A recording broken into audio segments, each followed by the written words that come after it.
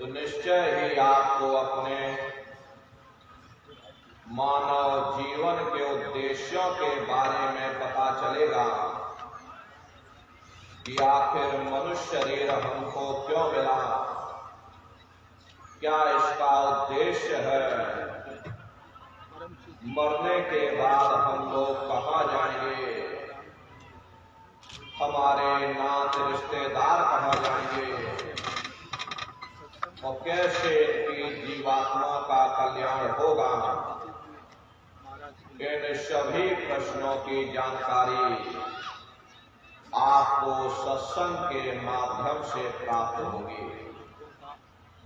इसलिए प्रेमी भाई बहनों, एक एक वचन को बड़े ध्यान के साथ आप लोग सुनिएगा, समझने की कोशिश करिएगा और अपने जीवन में अमल लाइएगा। संतों महात्माओं के सत्संग में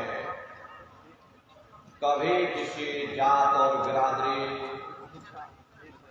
किसी कौम या मजहब या किसी भी व्यक्ति विशेष की कभी कोई निंदा, चुगली, आलोचना या किसी की बुराई नहीं की जाती। हरे नर नारियों, जब हम लोग इस संसार में पैदा हुए तो ना कोई जात और बिरादरी लेकर के आया, ना कोई कौम या मजहब लेकर के आया, ना कोई अपना नाम लेकर के आया। सिर्फ नंगे रोते हुए हम लोग इस संसार में पैदा हो गए। बाद में जो औजार उस परम पिता परमात्मा ने बख्शे, मन, बुद्धि और चित्त, उससे जब हमारे अंदर चेतना आ गई तब हमारा नाम पड़ गया, कर्म के अनुसार हमारी जाति बन गई। धीरे धीरे हमारा फैलाव दुनिया में होता चला गया। हमने बाल बच्चे बना लिए, हमने रिश्ते नातेदार बना लिए, हमने कुटुंब परिवार वाले बना लिए, हमने जमीन और जायदाद हासिल कर ली और इसको अपना समझ करके हम आप यहीं पर बैठ गए। फिर जब जाने का वक्त आया, फिर आपको यहां से खाली हाथ भेज दिया गया। ना आपके साथ आपका नाम गया, ना आपके साथ जात और बिरादरी गई, ना आपके साथ जमीन और जायदाद गई। हरे जिस छाया को प्राप्त करने के लिए आपने अपना पूरा जीवन गुजार दिया, तो ना माया हाथ में आई और ना छाया हाथ में आई। खाली हाथ आए थे और खाली ही हाथ आपको यहां से वापस भेज दिया गया। कहने का मतलब यह है कि उस परम पिता परमात्मा ने अति दया और कृपा करके आपको ये मनुष्य शरीर दे दिया और आपको स्वतंत्र कर दिया गया कि भाई मैंने तुमको ये मनुष्य शरीर दिया है तुम्हारी जीवात्मा के रहने के लिए। मैं तुम्हारी जीवात्मा को इस मनुष्य शरीर में बंद करता हूं। तुम मेरे मकान के द्वारा उस मालिक की भक्ति करके अपनी जीवात्मा का कल्याण करा लेना। मैंने कुछ समय के लिए तुमको ये किराए का मकान दिया है। जब समय पूरा होगा मैं अपने सिपाहियों को भेजूंगा, उस समय पर तुम मेरे मकान को खाली कर देना। उस समय न जमीन जायदाद काम आएगी, न जात और बिरादरी काम आएगी। मन को, बुद्धि को, चित्त को और जीवात्मा को निकाल करके इस शरीर से बाहर कर दिया जाएगा। ये शरीर आपका यही जमीन पर गिर पड़ेगा, क्योंकि जीवात्मा के निकल जाने के बाद में ये शरीर सिर्फ एक माटी का पुतला है, उससे ज्यादा कुछ भी नहीं। आप इस मिट्टी के पुतले को ले जाकर शमशान भूमि पर जला करके राख कर दोगे। अरे आपकी कौम, आपका मजहब, आपकी जात और बिरादरी, आपका ये काम उसी शमशान भूमि पर जल करके राख हो जाएगा। जिस जात और बिरादरी के लिए हम लोग लड़ते और झगड़ते थे, जिस धन दौलत को पाने के लिए हमने आपने न जाने कितने बुरे खोटे कर्म किए, तो मौत के समय में ना ये जात बिरादरी काम आई, ना ये धन दौलत काम आया, सब कुछ हमारा यही छूट गया। और इस जीवात्मा को ले जाकर ऊपर धर्मराज की कचहरी में पेश कर दिया गया। पलक झपकते ही तुम्हारे अच्छे बुरे कर्मों का हिसाब किताब हो जाएगा। धर्मराज तुमको सजा सुना देंगे, ले जाओ इनको फलाने नरक में डाल दो, क्योंकि मैंने इनको मौका दिया था, मैंने इनको मनुष्य शरीर दिया था कि अब की बार गीता रामायण को पढ़ करके, उन धर्म पुस्तकों को पढ़ करके, किसी संत महात्मा की खोज करके, उनके बताए हुए रास्तों पर चल करके, उस मालिक की भक्ति करके अपनी जीवात्मा का कल्याण करा लेना। इस उद्देश्य के लिए मैंने इनको मनुष्य शरीर दिया था, लेकिन इन्होंने अपना उद्देश्य पूरा नहीं किया। जब जब ये मनुष्य शरीर में आए, कभी इन्होंने विचार ही नहीं किया कि आखिर ये मनुष्य शरीर हमको क्यों मिला, क्या इसका उद्देश्य है, मरने के बाद हम कहाँ जाएंगे, हमारे बाल बच्चे कहाँ जाएंगे, हमारे रिश्ते नातेदार कहाँ जाएंगे, हमारे कुटुंब परिवार वाले कहाँ जाएंगे, और कैसे इनकी जीवात्मा का कल्याण होगा। ये पराविद्या महात्माओं की पराविद्या है। हम आप इस जड़ संसार में फंस करके उस पराविद्या से अनभिज्ञ हो गए और अपने उद्देश्यों को भूल गए, अपने वादे को हम आप भूल गए। वो वादा जो हमने आपने माँ के गर्भ में किया था, जब माँ के गर्भ में हम आप उल्टे लटके हुए थे, सिर हमारा नीचे था, पैर हमारे ऊपर थे, उस समय परमात्मा से वादा किया कि हे परमात्मा, इस बार हमको मनुष्य शरीर दे दो, हम भजन करेंगे, भक्ति करेंगे, हम अपनी जीवात्मा का कल्याण करेंगे। लेकिन मनुष्य शरीर मिलने के बाद में ना आपने भजन किया, ना भक्ति की, बस माया की छाया में फंस करके इस मिथ्या जगत को अपना मान करके हम आप इसी में गोता खा रहे हैं। हरे नर नारियों, इस दुनिया में हित मित भाई बंधु रिश्ते नातेदार, कुटुंब परिवार वाले, इनमें से कोई भी चीज तुम्हारी जीवात्मा को इस अधोगति से बचा नहीं सकती। हम कौन हैं, हम कहां से आए हैं और हमें जाना कहां है, ये मानव मात्र के लिए एक जटिल प्रश्न बना हुआ है।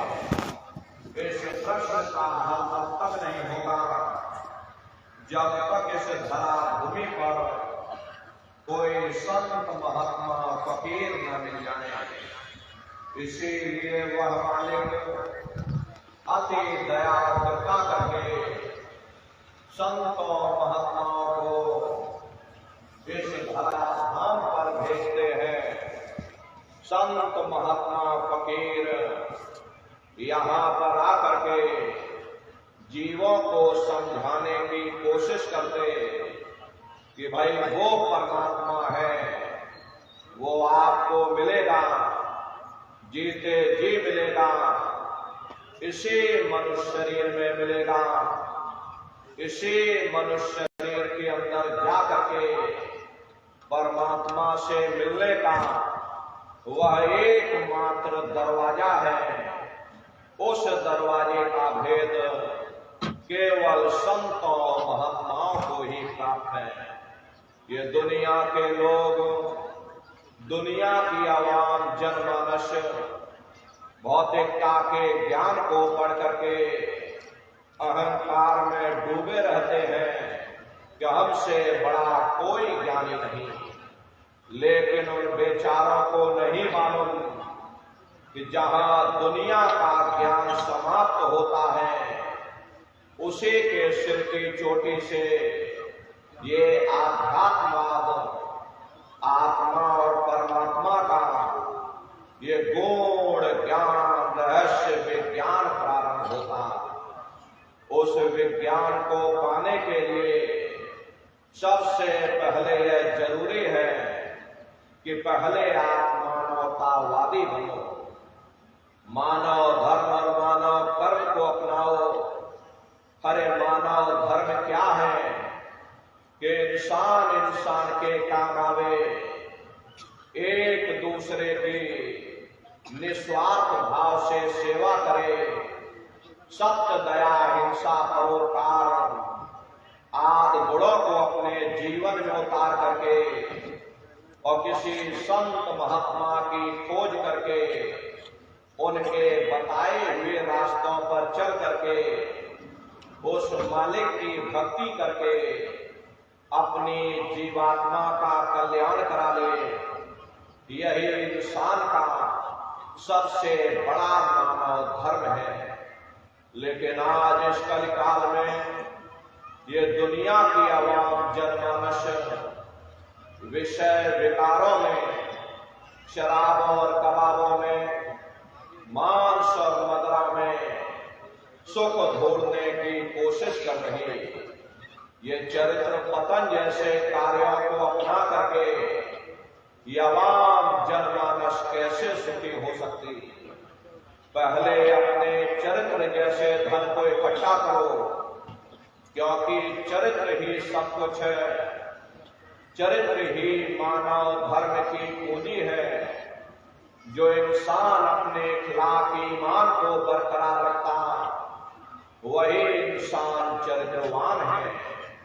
ये दुनिया भर के रगड़े झगड़े, पिता पुत्र में लड़ाई, आदमी औरत में लड़ाई, घर परिवार में लड़ाई, समाज में लड़ाई, जातियों में लड़ाई, मुल्क में लड़ाई, हरे नर नारियों, ये इंसानों का काम नहीं, ये हैवानों का काम है। इसलिए पहले आप इंसान बनो, चरित्रवान बनो, महात्माओं के समीप आओ। वे जो दया का प्रसाद दें उसे खुशी खुशी लेकर के अपने निज घर को जाओ, जहां न फिर जन्मना है और ना ही फिर मरना। इसीलिए हमारे गुरु महाराज परम संत बाबा जय गुरुदेव जी महाराज ने आवाम जनमानस के बीच में ये आवाज लगाई है, इंसानों तुम अपने दीन ईमान पर वापस आ जाओ और जिस्मानी मंदिर में बैठ करके भगवान का सच्चा भजन करो, जिससे तुम्हारी जीवात्मा नरकों में जाने से बच जाए।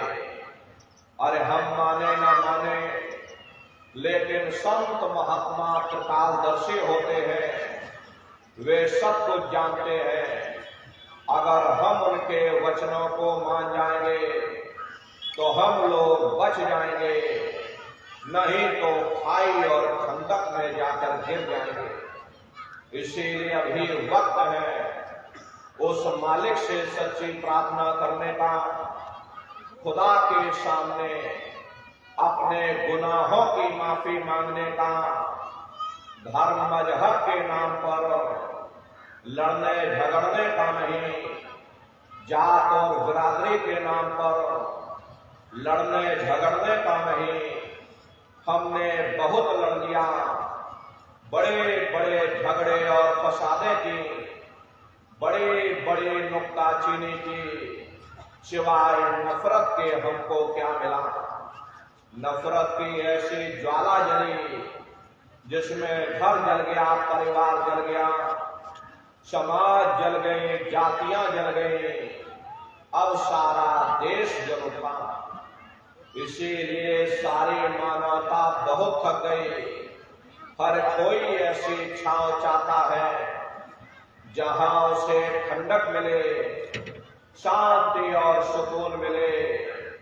ये सब वहीं मिल सकते हैं जहां शांति के संदेश होते, सुकून के संदेश होते, मानव धर्म और मानव कर्म के संदेश होते।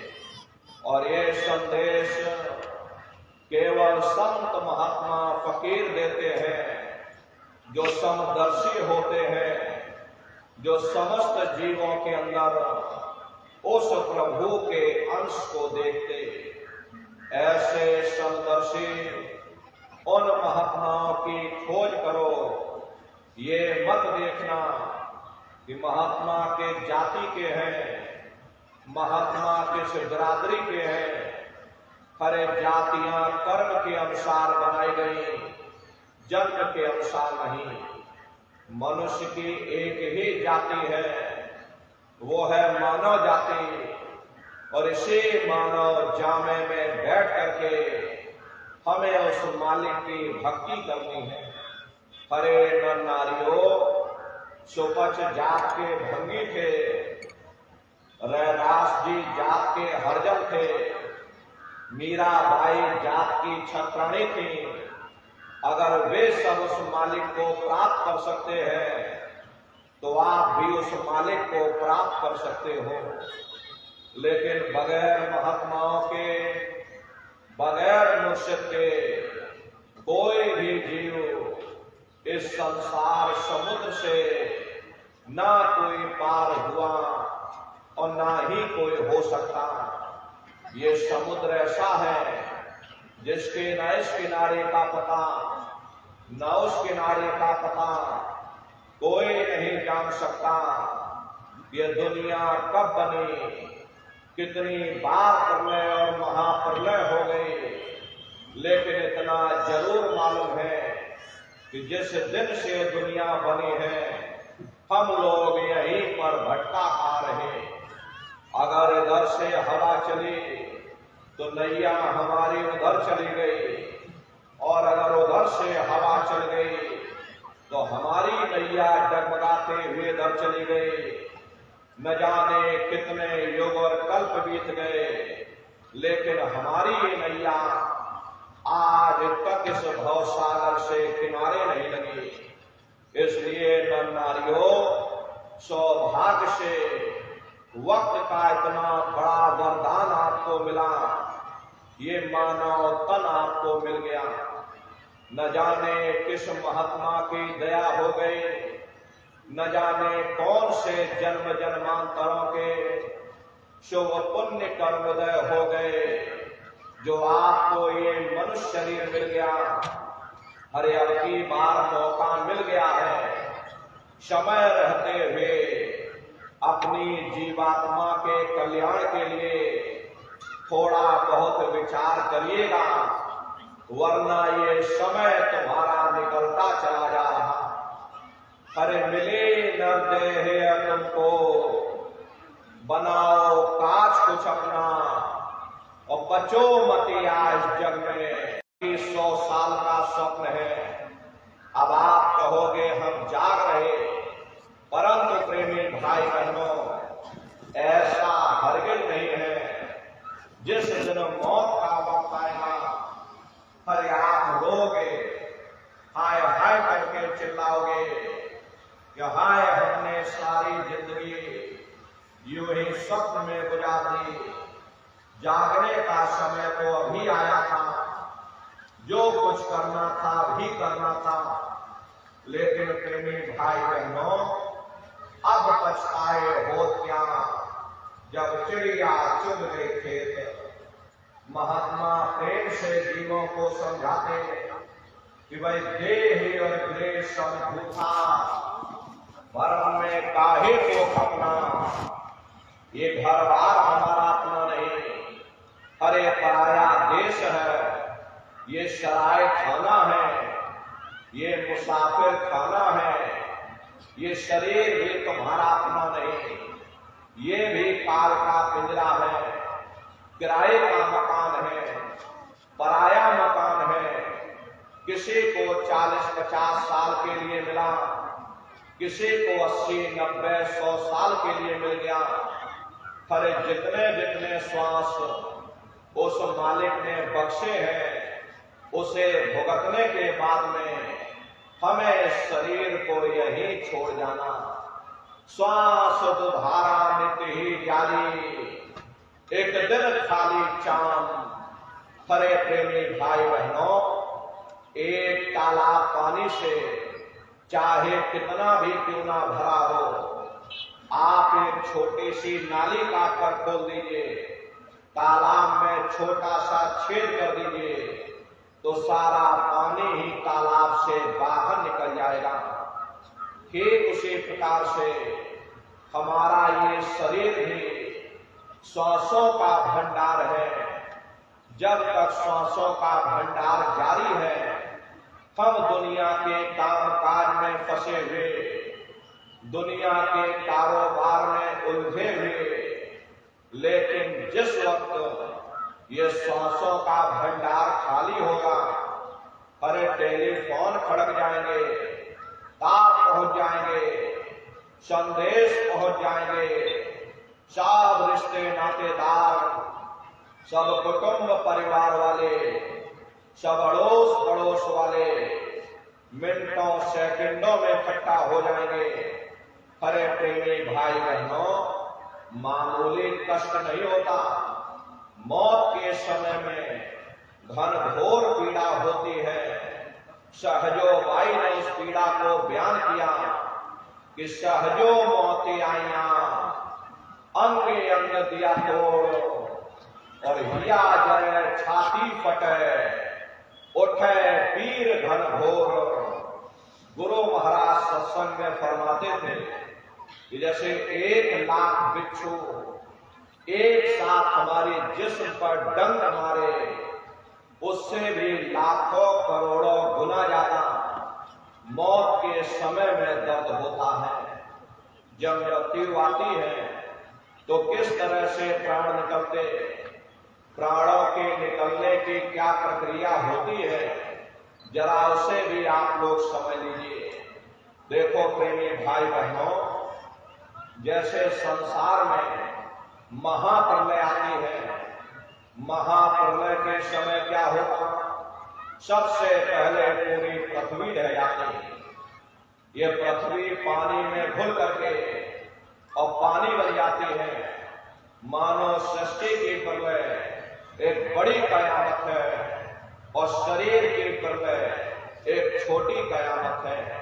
तो जैसे ही मौत आती है सबसे पहले गुदा चक्र टूटता है। सिमटत भास श्वास उठ जावे, प्राणपति जब सिमट समावे। उस समय हमारी श्वासें रुक जाती, शरीर की चेतना पीछे सिमटने लगती, तो सबसे पहले गुदा चक्र ही टूटता, क्योंकि गुदा चक्र में पृथ्वी का वास होता। गुदा चक्र टूट करके ऊपर इंद्रिय चक्र में समा जाता। इंद्रिय चक्र में जल का वास होता, यानी जल ने पृथ्वी को घोल दिया। फिर जब इंद्रिय चक्र टूटेगा तो ऊपर नाभि चक्र में समा जाएगा। नाभि चक्र में अग्नि का वास होता, यानी अग्नि ने फिर जल को सुखा दिया। ये नीचे से सिमटाव होता है। फिर जब ये नाभि चक्र टूटेगा तो हृदय चक्र में समा जाएगा। हृदय चक्र में वायु का वास होता, यानी वायु ने अग्नि को अपने में समाहित कर लिया और इस तरह से वायु आकाश में उड़ गई। जब यह कर्म कलाई उपजावे, बुद्धि सुरत की आम दबावे। जब यह जीवात्मा पांचों तत्वों को लांग करके जल पृथ्वी अग्नि वायु आकाश पांचों तत्वों को लांग करके ऊपर आती है, तो काल दाढ़ में आन दबानी और जब ढर के नैनन से पानी। जब काल अपनी दाढ़ में दबाता उस समय नेत्रों से पानी निकलता, इंद्रियां टूट टूट करके चकनाचूर हो जाती। सब रिश्ते नातेदार खड़े रह जाएंगे, डॉक्टर वैद्य हकीम सब आपको घेरे रह जाएंगे, लेकिन आप अपनी पीड़ा को उस समय अपने मुख से बयान नहीं कर पाओगे। सिर्फ आपके नेत्रों से अश्रु टपकेंगे। हरे अमदूत आते हैं, प्राणों की डोरी को तोड़ देते और जीवात्मा को खींच करके इस शरीर से बाहर कर दिया जाता। जैसे ही जीवात्मा शरीर से अलग हुई, ये शरीर आपका मिट्टी हो जाता। फिर इस मिट्टी को एक रात अपने घर में कोई रखने को तैयार नहीं होता। आपके कितने भी सगे संबंधी क्यों न हो, खास नात रिश्तेदार क्यों न हो, लेकिन एक रात कोई घर में मिट्टी रखने के लिए तैयार नहीं होते। कहते भाई जल्दी करो जल्दी करो, अब इनकी शक्ल देखने में हमको डर लग रहा। जल्दी से बाजार से कफन खरीद के लाओ, जल्दी से लकड़ियां खरीद के लाओ, अरे जल्दी से चिता तैयार करो, इनको घर में से जल्दी से उठा ले जाओ, वही शमशान भूमि पर जला देना। ये जो घर में इनके कपड़े लत्ते पड़े हुए, अरे इनके कपड़े लत्ते भी उठा ले जाओ, वही शमशान भूमि पर जला देना। जिस बिस्तर पर ये लेटे रहे, ये बिस्तर भी अशुद्ध हो गया। अब इनकी छुई हुई चीज हमको घर में एक नहीं चाहिए, इसलिए इनका बिस्तर भी उठा ले जाओ, वही शमशान भूमि पर जला देना। लेकिन उसने कोई सोने की अंगूठी पहनी होगी, उसे धीरे से उतार कर जेब में रख लोगे। बस वही एक अशुद्ध नहीं होगा, बाकी सब अशुद्ध हो जाएगा। हरे महात्मा कहते हैं कि भाई कुटुंब परिवार मतलब का बिना धन पास नहीं जाए। ये रिश्ते नातेदार, ये कुटुंब परिवार वाले, ये सब स्वार्थ के संगी साथी। हरे नर नारियों, आज तुम्हारी जेब में पैसा है तो सब जैसे तैसे तुमसे रिश्तेदारियां कायम कर लेंगे। आज जेब खाली हो जाए तो बेटा बाप को बाप कहने के लिए तैयार नहीं होता। आप रोज कचहरियों में मुकदमों का हाल देखते हो। यदि किसी पिता ने बंटवारा करते समय किसी एक बेटे को 1000 रुपया कम दे दिया या 1 बीघा जमीन कम दे दी, तो बेटा